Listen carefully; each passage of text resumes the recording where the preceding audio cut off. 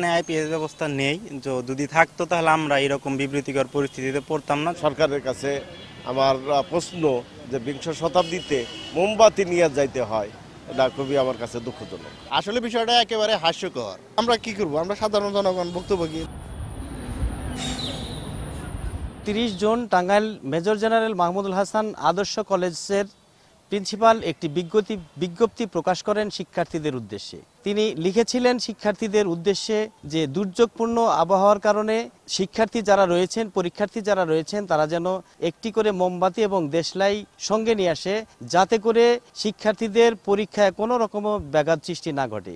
HSC পরীক্ষার্থীর উদ্দেশ্যে তার এমন একটি বক্তব্য ইতিমধ্যেই সামাজিক যোগাযোগ মাধ্যমে ভাইরাল হয়েছে। এখানে আইপিএস ব্যবস্থা নেই, যদি থাকতো তাহলে আমরা এরকম বিবৃতিকর পরিস্থিতিতে পড়তাম না। জেনারেটর নাই, কিন্তু জেনারেটরের ব্যবস্থা অতি শীঘ্রই করার জন্য অনুরোধ জানানো হলো। সরকারের কাছে আমার প্রশ্ন যে বিংশ শতাব্দীতে মোমবাতি নিয়ে যাইতে হয়, এটা খুবই আমার কাছে দুঃখজনক। আসলে বিষয়টা একেবারে হাস্যকর। যেখানে ডিজিটাল থেকে স্মার্ট বাংলাদেশ গড়ার স্বপ্ন আমরা দেখতেছি বা কার্যক্রম চালিয়ে যাচ্ছে সরকার, সেখানে মোমবাতি আর দিয়াশলাই এই বিষয়টা যায় না। আমরা কি করব? আমরা সাধারণ জনগণ বক্তব্য কি? আমাদের ছেলে মেয়ে ভালো স্কুলে কোথায় পড়াবো? নগদের কাছে সব গ্রাহকই প্রিয়, তাই তো সারা দেশে ক্যাশ আউট চার্জ সবচেয়ে কম। এই গুঞ্জনের পরিপ্রেক্ষিতেই মেজর জেনারেল মাহমুদুল হাসান কলেজের প্রিন্সিপাল ইতিমধ্যেই তার নোটিশটি ডিলিট করেছেন। এই কলেজের যে প্রিন্সিপাল আমিনুল ইসলাম, তিনি আমাদের সাথে কথা বলবেন।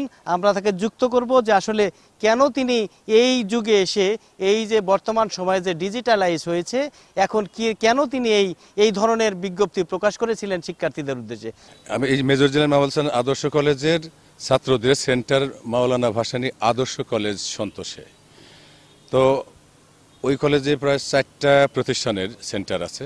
তো ওই মাওলানা ভাসানী আদর্শ কলেজের প্রিন্সিপাল মহোদয় জনাব মোহাম্মদ দেলোয়ার হোসেন, উনি আমাকে 29 তারিখ দুপুর বেলায় ফোন দিয়ে বললেন যে এত ছাত্রছাত্রীর মোম আসলে একসঙ্গে সংগ্রহ করা মুশকিল, এটা বিদ্যুতের সমস্যা না, ঝড় বৃষ্টি যখন মেঘ কালো হয়ে আসে তখন তো স্বাভাবিক নিয়মেই বিদ্যুৎ বন্ধ করে দেওয়া হয়, তখন যেন ছাত্রছাত্রীর পরীক্ষা দেওয়া সমস্যা না হয়, ব্যাঘাত না ঘটে। এই জন্য সেই কথাই সে বললো। তখন আমার ছেলে মেয়েরা, আমার কলেজের ছাত্রছাত্রীরা, যেহেতু ওই সন্তোষ মাওলানা ভাসানী আদর্শ কলেজে সিট পড়েছে, তারা ওখানে পরীক্ষা দিবে, তা আমি তাদের মঙ্গলের কথা ভেবেই আমি ওই আমাদের কলেজের পেজে ওই একটি করে মোমবাতি এবং একটা দিয়াশলাই এই জন্য সঙ্গে করে তারা নিয়ে আসে, তারা যাতে পরীক্ষার ব্যাঘাত না ঘটে, এটাই। তো আমি যখন এটা দিলাম, এবং ওই সেন্টারে পরীক্ষা হয় অন্তত আর 3টা কলেজ আছে, যেমন আরেকটি এই একই নাম major general Mahmudul Hasan degree college Anuhola, তারাও কিন্তু এরকম একটা নোটিশ তারাও করেছেন। এবং ওই মাওলানা ভাসানী আদর্শ কলেজ যে প্রিন্সিপাল আমাদেরকে বলেছেন, উনিও নোটিশ করেছিলেন। তো যখন সাংবাদিক মহলে এই বিষয় নিয়ে আলোচনা শুরু হলো, আমি বুঝতে পারলাম যে বিষয়টা আসলে ইতিবাচক ভাবে মানুষ নিচ্ছে না। তৎক্ষণাৎ আমি সেই নোটিশটা ডিলিট করে দুঃখ প্রকাশ করে ক্ষমা চেয়ে আমি আমাদের কলেজের সেই একই পেজে সেই নোটিশটাও প্রকাশ করি। নগদের কাছে সব গ্রাহকই প্রিয়, তাই তো সারা দেশে ক্যাশ আউট চার্জ সবচেয়ে কম।